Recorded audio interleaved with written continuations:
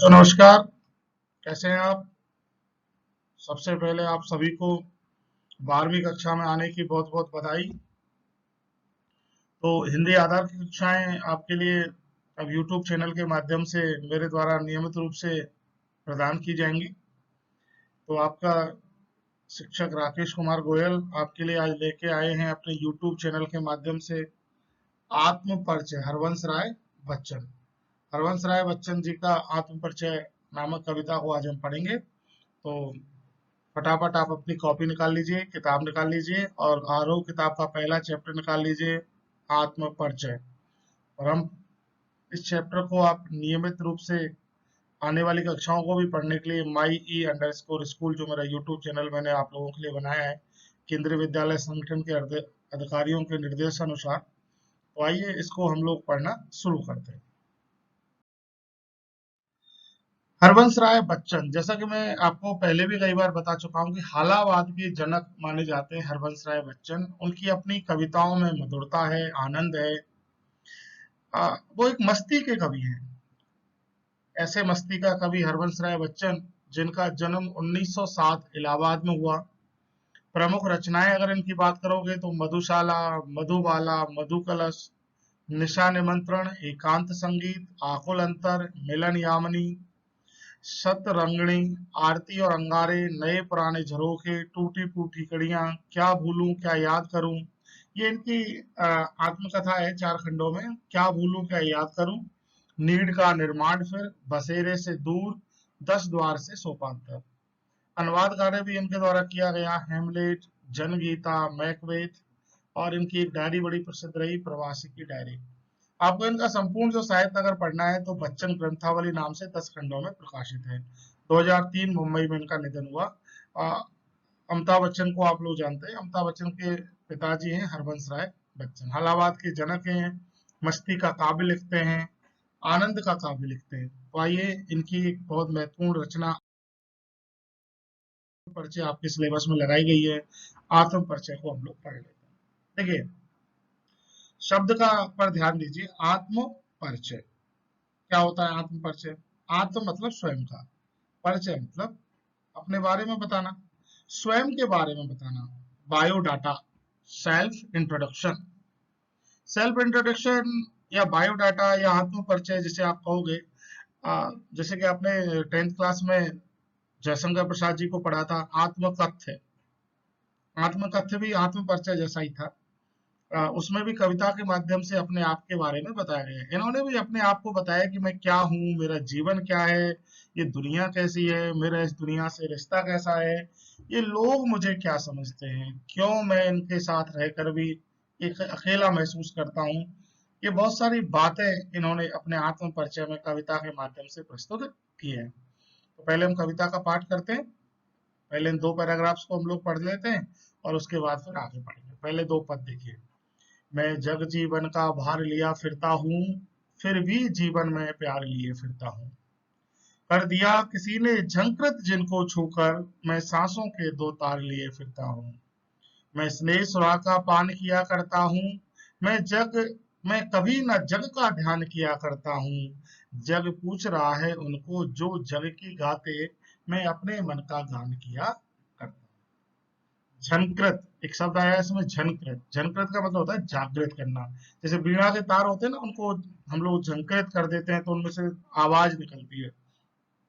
ऐसे ही हमारे जीवन रूपी वीणा के तार जब कोई झंकृत कर देता है, उनमें कोई ऐसा उत्साह, आत्मविश्वास पैदा कर देता है, तो वह भी एक मधुर संगीत प्रस्तुत करने लग जाते हैं।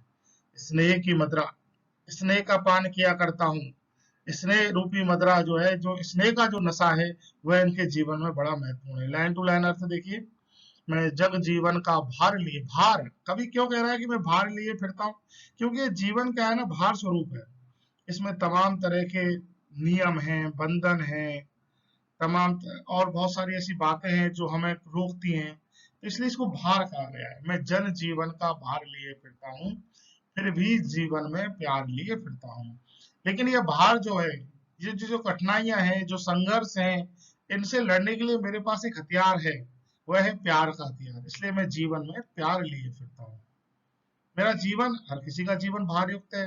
आपके मेरे सबके जीवन में कुछ ना कुछ कठिनाई अवश्य होंगी, लेकिन उनसे मुकाबला करने का सिर्फ एक ही तरीका है, वह है प्यार। मैं जग जीवन का भार लिए फिरता हूँ, फिर भी जीवन में प्यार लिए फिरता हूँ। कर दिया किसी ने झंकृत जिनको छूकर, मैं सांसों के दो तार लिए फिरता हूँ। ये सांसों के जो दो तार हैं, ये सांस लेना और सांस छोड़ना, यही तो जीवन है। अगर सांसें रुक जाए तो जीवन ही रुक जाएगा।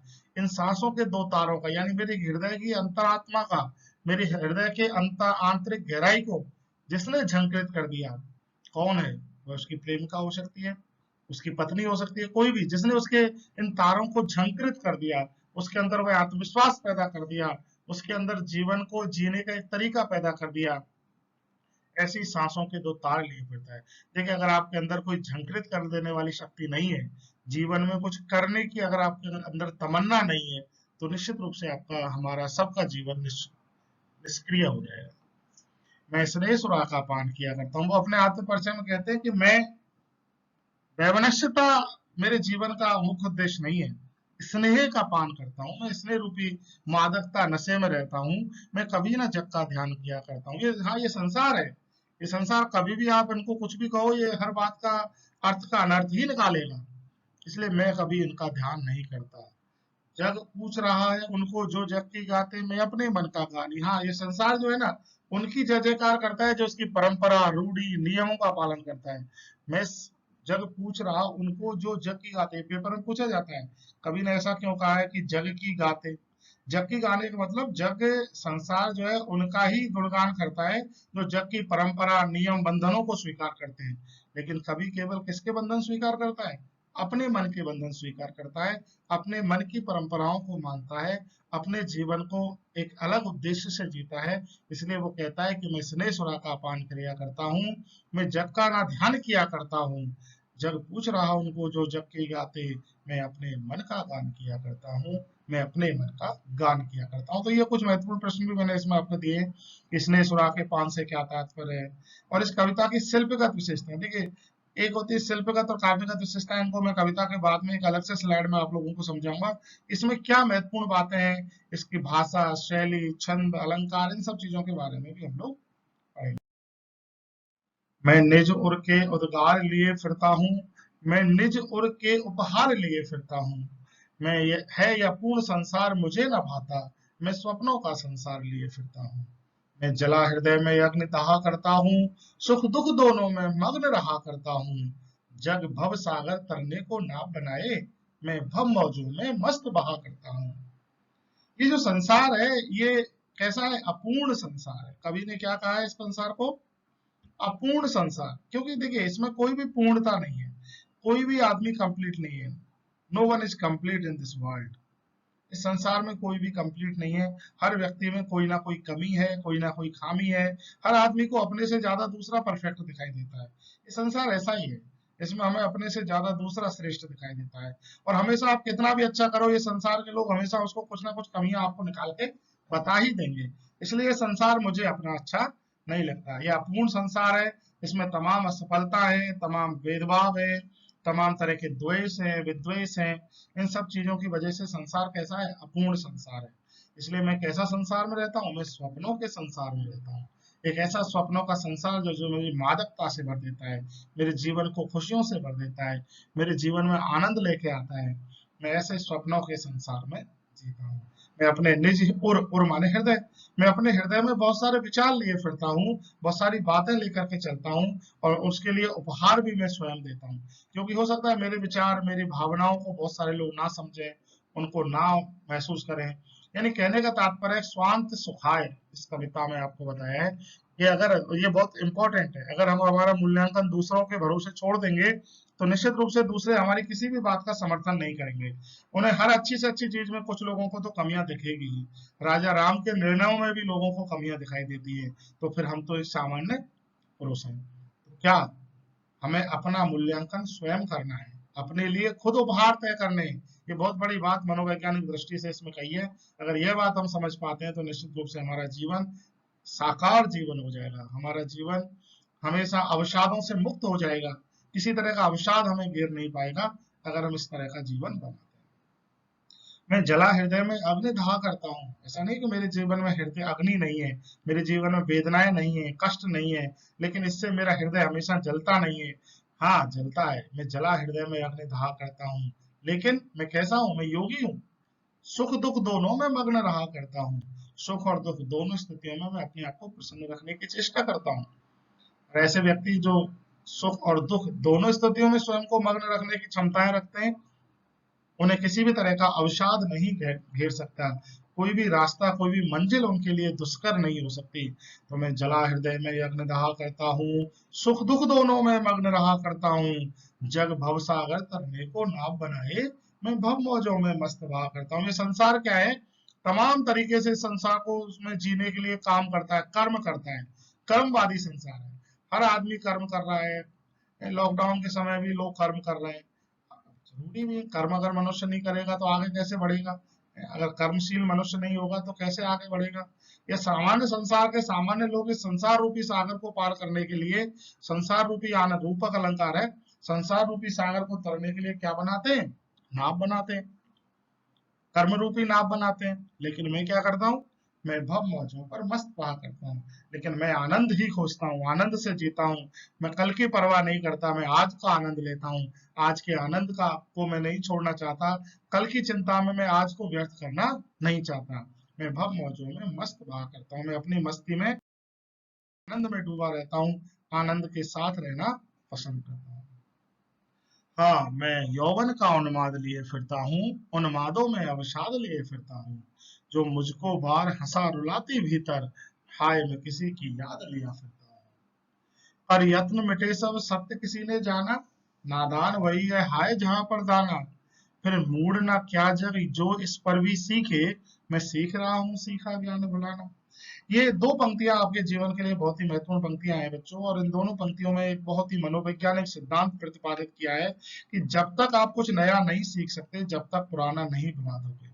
मैं सीख रहा हूँ सीखा गया। सबसे D learning is a very important thing. अगर हम पुरानी चीजों को नहीं भुला पाते हैं, तो नई चीजें सीखना हमारे जीवन में उतना ही कठिन हो जाएगा।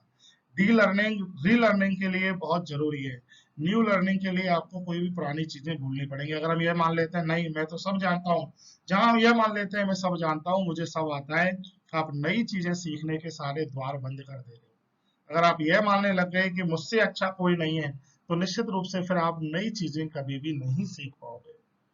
तो मैं यौवन का उन्माद लिया फिरता हूँ, उन्मादों में अवसाद लिए। यौवन, यौवन क्या है? जवानी क्या है? जवानी में बहुत तरह के आदमी के लक्ष्य होते हैं, जीवन के बहुत सारे उन्माद होते हैं। उन्माद यानी पागलपन, पागलपन यानी एक ऐसे लक्ष्य जिनको व्यक्ति पाना चाहता है।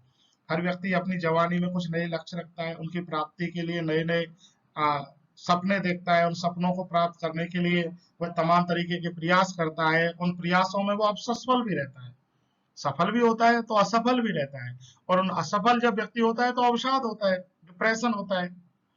तो ये अवसाद जो है, मुझे उन्मादों का अवसाद है। क्योंकि जब भी मैं कोई उन्मादी होकर के कोई कार्य करना चाहता हूँ, कोई कार्य करने का जब मैं दृढ़ निश्चय कर लेता हूँ और जब मैं उसमें सफल नहीं हो पाता, तो मुझे अवसाद हो जाता है, उसका डिप्रेशन हो जाता है। मेरे जीवन में, मेरे यौवन में कई तरह के लक्ष्य, कई तरह की इच्छाएं मेरे अपने अंदर पाली थी, और उन इच्छाओं की पूर्ति के लिए मैं तमाम प्रयास भी करता था। लेकिन वह प्रयास जब सफल होते ना दिखे, तो उसकी वजह से मुझे अवसाद पैदा हो गया। मैं यौवन का उन्माद लिए फिरता हूँ, उन्मादों में अवसाद लिए फिरता हूँ। जो मुझको बाहर हंसा रुलाती भीतर, मैं हाय किसी की याद लिए फिरता हूँ। जो किसी की याद है, जैसे हम कहा ना, जिसने तारों को झंकृत कर दिया, वह प्रेम का, वह प्रेमिका जो है, उसी की याद आज तक उसके हृदय से जा नहीं पा रही है। जो मुझको बाहर हंसा, दुनिया के लिए मैं हंसता हूँ, दुनिया के लिए मैं अपने आप को बताता हूँ कि मैं कैसा हूँ, मैं सामान्य लोगों को हंसता हुआ नजर आता हूँ, लेकिन वास्तव में उसकी याद मुझे अंदर ही अंदर रुलाती है। हाय मैं किसी की याद लिए करता हूँ। तो अपना जो लक्ष्य है, अपनी जो मंजिल है, अगर आप इस तरह से इसे समझे, वह मंजिल जिसको आप प्राप्त करना चाहते हैं, अगर वह प्राप्त करने में आप असफल भी रहते हैं, तो भी निराश नहीं होना है। क्योंकि ये जीवन जो है, निराशा या अवसाद का नाम नहीं है। पर यत्न मिटे सब सत्य किसी ने जाना, नादान वही है हाय जहां पर दाना। ये सत्य आज तक कोई नहीं समझ पाया। सत्य सबसे ज्यादा उलझा हुआ ज्ञान है, जिसका अर्थ आज तक समझ पाना ऋषि मुनियों के लिए भी संभव नहीं हो पाया। सत्य की कोई एक सटीक परिभाषा नहीं है। हर आदमी अपने अपने तरीके से अपने अपने सत्य को ढूंढने का प्रयास करता है।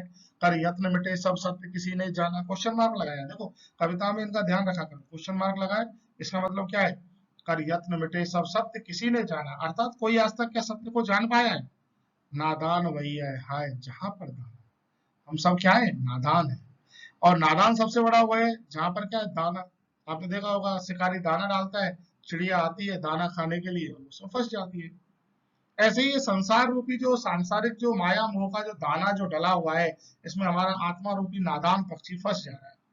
कर यत्न मिटे सब सत्य किसी ने जाना, नादान वही है हाय जहां पर दाना। फिर मूड ना क्या जग जो इस पर भी सीखे, मैं सीख रहा हूँ सीखा ज्ञान भुलाना। और ये जो मूड जो है, मूर्ख जो संसार है, ये इसमें कहते हैं कि तुम क्या सीखे इस संसार में, क्या क्या चीजें तुमने सीखी। सब अपने अपने ज्ञान का बखान कर रहे हैं, लेकिन मैं तो अपना सीखा हुआ ज्ञान भुलाना चाहता हूँ, क्योंकि ये जो मेरे जीवन में जो तमाम अनुभव मैंने प्राप्त किए, अनुभव भी तो मेरे दुखों का कारण है। इन अनुभवों को भुलाऊंगा तभी तो मैं नए अनुभव प्राप्त कर पाऊंगा। मैं सीख रहा हूँ सीखा। मैं और जग और कहाँ का नाता, मैं बना बना कितने जग रोज मिटाता। जग जिस पृथ्वी पर जोड़ा करता वैभव, मैं प्रतिपग से उस पृथ्वी को ठुकराता। मैं निज रोदन में राग लिए फिरता हूँ, शीतल वाणी में आग लिए फिरता हूँ। वो जिस पर भूपों के प्रसाद निछावर, मैं वह खंडर का भाग लिए फिरता हूँ। मतलब मेरा जीवन विरोधाभासों से भरा पड़ा है। हर व्यक्ति के जीवन में तमाम विरोधाभास होते हैं, तमाम पक्ष और विपक्ष होते हैं, हर तरह के अनुभव होते हैं। तो मैं और जग और कहाँ का नाता, मेरा इस जग से क्या नाता है? मैं अलग, यानी इसमें थोड़ा आध्यात्मिक पंक्तियां हैं, इनको इस तरह से समझिए कि आत्मा और परमात्मा की बात की गई है कि ये जो संसार है मेरा इससे कोई नाता नहीं, मैं बना बना कितने जग रोज मिटाता। ऐसे बहुत सारी ये आत्मा बहुत सारे संसार में ये भटक चुकी है, बहुत सारे जीवन ये धारण कर चुकी है, बहुत सारे तरह के अनुभव ये प्राप्त कर चुकी है। जग जिस पृथ्वी पर जोड़ा करता वैभव, मैं प्रतिपल से उस पृथ्वी को टकराता। ये आम आदमी जिस धन दौलत धन संपदा को इकट्ठा करते हैं, मेरे लिए ये कोई मायने नहीं रखते। मैं प्रति पग हर कदम कदम पर इस वैभव को ठुकराता हूँ, क्योंकि मैं क्या करता हूँ? मैं स्नेह सुहा का पान करता हूँ। मैं प्रेम का जोगी हूँ, प्रेम का पसंद करता हूँ। ये तमाम तरह के वैभव है, ये तमाम तरह की कटुताओं को अपने अंदर लेकर के जन्म लेते हैं। अतः मुझे इन वैभवों की कोई लालसा नहीं है। मैं निज रोदन में राग लिए फिरता हूँ। जब मैं अपने अंदर अपनी पीड़ा से रोता हूँ, तो वह भी एक संगीत की भांति होता है। मैं निज रोदन में राग लिए फिरता हूँ, शीतल वाणी में आग लिए फिरता हूँ। मैं जो शीतल वाणी में जो बात करता हूँ, उसमें भी एक आग है, एक चुनौती है, एक चिंगारी है, एक क्रांति है, एक बदलाव है। ऐसा बदलाव मैं ला देना चाहता हूँ। मैं निज रोदन में राग लिए फिरता हूँ, शीतल वाणी में आग लिए फिरता हूँ। वो जिस पर भूपों के प्रासाद निछावर, मैं खंडर का वह भाग लिया फिरता हूँ। मुझे समझौते पसंद नहीं है।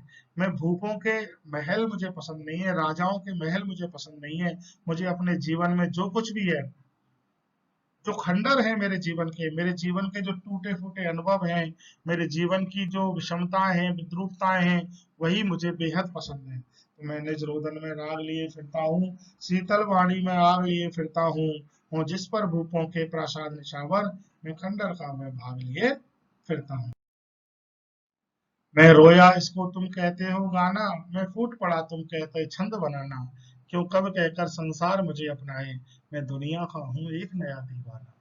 मैं दीवानों का बेस लिए फिरता हूँ, मैं मादकता निःशेष लिए फिरता हूँ। जिसको सुनकर जग झूम झुके लहराए, मैं मस्ती का संदेश लिए फिरता हूँ। मैं रोया इसको तुम कहते हो गाना, ये संसार कितना विरोधाभासों से भरा पड़ा है। जब व्यक्ति अपनी पीड़ा से रोता है, कोई कभी अपने दर्द को प्रकट करता है, तो लोग क्या कहते हैं? कितना बेहतरीन गाना है, क्या गाना गाया है। मैं फूट पड़ा तुम कहते छंद बनाना। मनुष्य कभी मेरी निजी पीड़ाओं को समझ पाना इस संसार के बस की बात नहीं है। जब मैं अपनी पीड़ा से फूट पड़ता हूँ, तुम कहते हो छंद बन गया। क्यों कभी कहकर संसार मुझे अपनाए, संसार मुझे कभी क्यों देखना चाहता है? जब भी मैं दुखी होता हूँ, कोई भी दुख वियोगी होगा, पहला कभी आ से उपजा होगा गान। हर वियोगी कभी पहला कभी किसको मानते हैं लोग? वियोगी को। कहते हैं भाई कवि बनने के लिए दुख चाहिए, दर्द चाहिए। ये कई फिल्मों में आपने देखा होगा, मुझे फिल्म का नाम याद नहीं आ रहा, लेकिन उसमें दर्द लाने के लिए बड़ी कोशिश की जाती है कि जब तक दर्द नहीं आएगा तुम गाना नहीं गा पाओगे। ये दर्द मुझे कवि बनने के लिए नहीं चाहिए। मैं कवि या दर्द का गाने वाला नहीं हूँ, मैं तो दीवाना हूँ। दीवाना कौन होते हैं? जो हर स्थिति में मस्त रहे, सुख में, दुख में, पीड़ा में, आनंद में, हर स्थिति में जो अपने आप को आनंद में रखे, वह दीवाने होते हैं। तो मैं दुनिया का हूँ एक नया दीवाना, मैं कभी नहीं बनना चाहता। कभी कभी कहकर संसार मुझे अपनाए, ये मुझे नहीं चाहिए। मैं चाहता हूँ कि लोग मुझे क्या कहें?